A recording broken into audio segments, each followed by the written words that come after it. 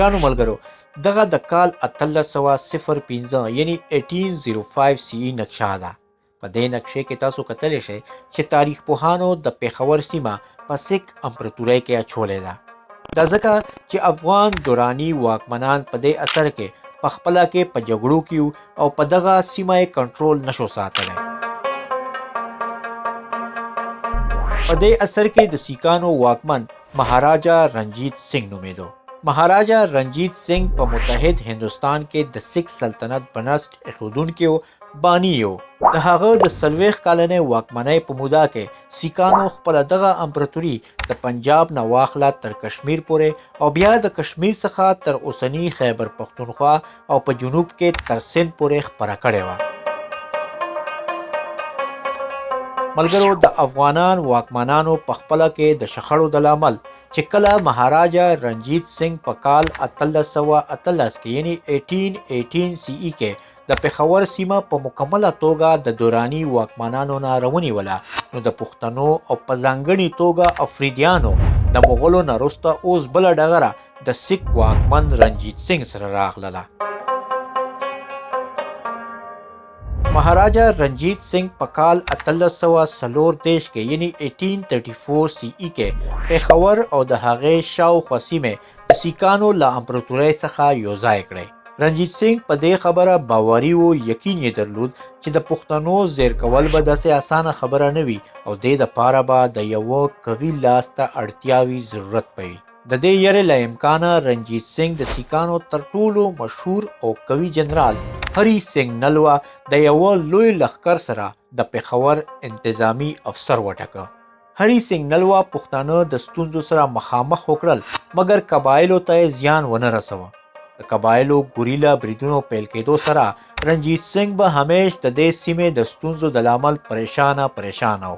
د سیکانو په وړاندې په دې مقاومت کې د نورو پښتنو قبایلو ترڅنګ افریدي قبیله به په لومړني صف کې جګړېده.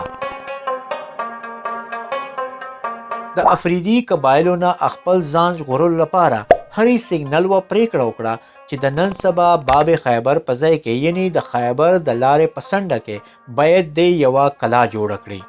په کال 1836 کې یعنی په 1836 CE کې د دې کلې د جوړولو کار هم پیل شولو. دې کلې ته ملګرو جمرود کلا ویل کیږي. ملګرو په حقیقت کې سیکانو د افریدي قبیلې د بریدونو د مخنیوي لپاره دا کلا جوړه کړې وه خو د افغانستان د هغه وخت امیر دوست محمد خان فکر کوه چې سیکانو اصلي مقصد دغه دی چې د دې کلې نه به دوی په افغانستان بریدونه پیلوي. همدې لامل د امیر دوست محمد خان زوی وزیر اکبر خان په کال 1830 کې یعنی 1837 CE کې د جمرود په کلې باندې برید وکړ.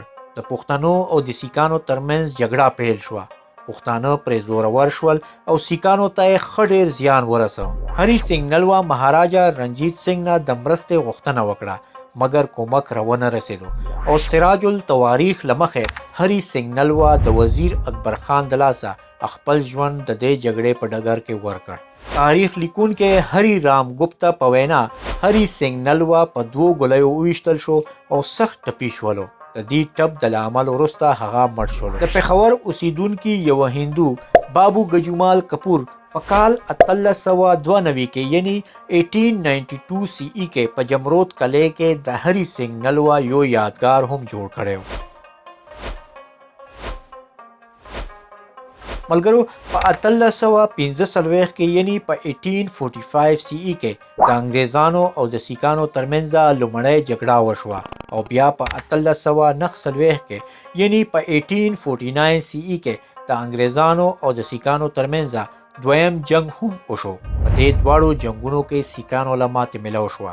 د سیکانو له ماتې وروسته د نن سبا خیبر پښتونخوا دغه ټولې سیمې انګریزانو ونیولې. د سیکانو نه وروسته افریدي قبیلې نوې محاذ اوس د انګریزانو خلاف پیل کړو.